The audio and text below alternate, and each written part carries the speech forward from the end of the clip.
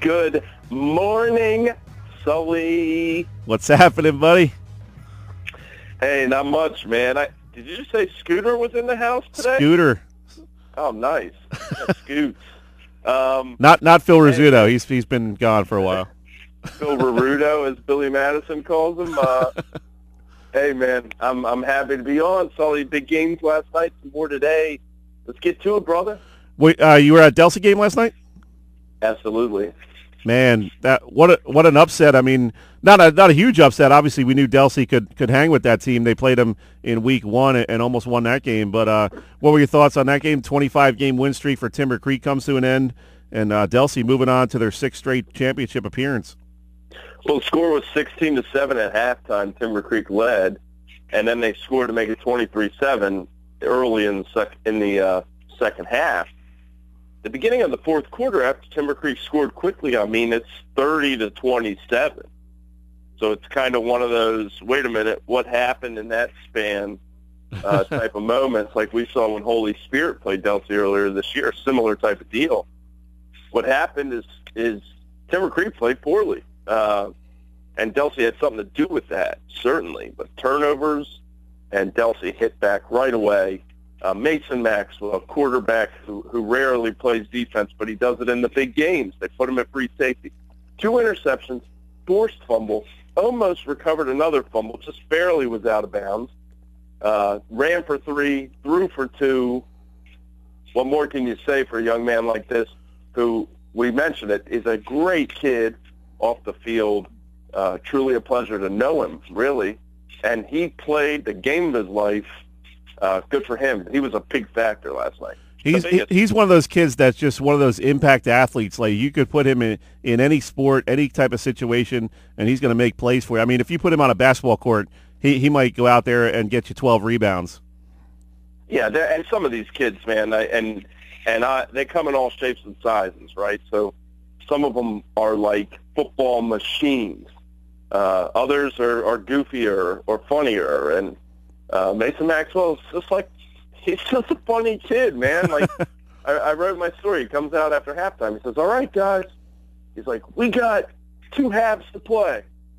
And then he's like, well, I mean, we got 2 quarters to play. and he's just like kind of by himself, and I'm like laughing, and he's laughing. I mean, that's Mason Maxwell, man. He's just a lighthearted kid. He's a serious competitor, but really a funny kid, and there was nothing funny about the way he played last night, I can tell you that. How impressed were you with this team, Mark? I mean, that's really probably the biggest challenge any of these kids have had in their high school career, going up against a team like Timber Creek that had won 25 straight, got a high-level Division I quarterback. I mean, that's, when you look at it on paper, you're like, how the heck are we going to win this game? And they went out and did it. Well, I was very impressed. I knew there'd be a lot of points. I wrote in the paper on, not to toot my horn, but on Friday I said there's going to be a lot of points and mistakes could be large, and they were. That's what it boiled down to. I mean, both teams, you knew they were going to score points. A Delsey assistant told me before the game, they can't stop us, but we can't really stop them either. So whoever gets the ball last, and it was true, whoever gets the ball last is going to win. The difference was 2 possessions that should have been Timber Creek that were not. When you look at the punt that hit off the kid's leg, he didn't know where he was. The ball hit him. Delsey gets that back. Timber Creek would have had the ball at their own 40, 35-yard line, and instead Delsey had it there, marched in and scored. And then after they scored, everyone on Delsey's sideline, to a man, the players, the coaches, the trainer, the chain crew, whoever, mom and pop, they look over and they're like, there's way too much time. They're up by 4, I think, with 3:24 left. It looks like the stage is set for Leary to drive them down, and he may have. But they didn't recover the kickoff. And Delsey gets that and scores again and wins the game. Wow. Those 2 possessions that should have been Timber Creek's ball. And Delsey was attentive. They were on the spot. Timber Creek was not. That was the difference. Yeah, it was kind of the same thing in the Holy Spirit game. They score with about 2.5 to go up 34-28. They misfire on the 2-point conversion, and you just kind of have that feeling on the sideline. You're like, that might be a little too much time for George Pearson, the outstanding quarterback for modern day, and it turned out to be the case. I mean, he drove them down in about a minute and a half, for the winning touchdown. Yeah, great season for Spirit, too, you know, for them like that, and heartbreak to the same Seraphs that did it to them a year ago. That's just not right. But, you know, Spirit, like I said, they had a great year. Now St. Joe, I guess, a matter of days, St. Joe should pull through today, which I expect they will. That'll be a great final, too. It's just a shame we couldn't have the two South Jersey schools there, but that's playoff football, man. It's unexpected. And, Mark, one of the things that Kevin Minnick and I were talking about just before you came on was how many great storylines there are in each section of these state playoffs. I mean, you look at Group 5 and Lenape dropping 63 points in their semifinal win over Howell. They're going to take on Rancocas Valley, rematch of a great game from earlier this season. Hamilton in Group 4 makes it to the finals as a 6th seed. You know, we talked about Group 3 with Delsey. Group 2, West Deptford finds a way to hold off Cedar Creek for a rematch of last year's state championship final.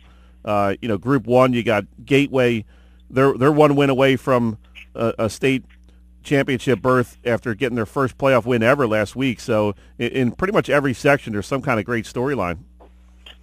There is. Salem and Paulsboro play today, Group 1. Those two teams, that would be a rematch of last year's championship with Paulsboro 1. And you look at Group 2 today, even, you know, Haddonfield and Cinnaminson. Cinnaminson, this is a team that hasn't lost since the third week of the season. A win, and they would get a rematch with West Deptford, whom they've already beat. They were the 7th seed. Haddonfield was the 6th seed. If they win, they get a rematch with West Deptford, whom they've already lost.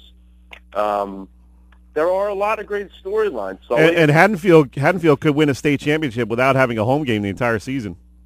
That's correct, because they're playing at Cherry Hill West, and they'll play there again today at 1. It really is great, and honestly, Sully, you know, we look through the stats all week. We write the previews. We write the stories. We do the videos, all these different things. And then you get out there on Friday night or Saturday, and in this case Saturday and Sunday at Rowan, 2 weeks. And it's like this sigh of relief, like, here's the game, man. Like, we can finally just play this sucker. Because there's so much that goes into it. And you know, coming out of it one way or another, once you get very familiar with it, there's going to be so many storylines to write about. But you just want to see which ones develop. And in the case last night, I mean, it ends up being a kid, Joe Plefka, who's a 4th-string lineman, after injuries, knock out Delsey's top 2 guys, and the 3rd-string guy was already hurt and inactive for the game.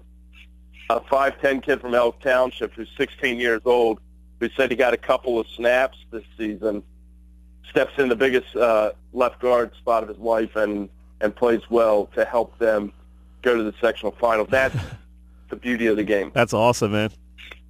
Absolutely. That kid's got to be riding high this weekend. Oh yeah, he's got a few more friends calling him up. Yeah, he's getting invited out to the ice cream parlor, if that's what you want to say. I mean, he's picking up some prom dates. You know what? Get a date to the homecoming dance. Exactly right. Joe Clark stepped up when it mattered most. And as I wrote in my column, for those of you who haven't read it, go read it. Those guys might never be remembered by casual fans or even diehard fans. But the kids on that team for the rest of their life will remember what Joe Plefka did, and they might even tell their kids about it or kids they coach. The wonder of sports. Yeah, great point there, man. It's that one moment in time that you live for as a high school athlete, and you know when you're not the star of a team, when you can get that one moment, that's a great feeling. Yeah, everybody wants to play. Kids don't like to sit the bench. I get that, but you prepare not just to play, but to be ready in case you have to play. What if Joe Plefka was just ticked off he didn't get any playing time? Then Delsey loses last night. Yep. Right? He went to practice every day and worked hard, and you know, it's refreshing to see that. And there's a lot of young men out there who do that. They go and they plug and they plug and they plug away, just to get better, not to be the starter, not to be all South Jersey, just to get better in case they need them, and paid off. Great stuff as always, Mark. I hate to cut you short. We're up against the end of the show here, but we'll make some more time for you next week. We're going to have a ton to talk about in terms of Thanksgiving as well as state championship previews. So we'll spend a lot more time next weekend talking with you. So get your, like I said to Kevin, get your notebook ready and have it all set up for next week, buddy. You know it, Sully. Enjoy your Turkey Day, man. Thanks, man. You too. And beat Dallas. That was Mark Trible of the Courier-Post.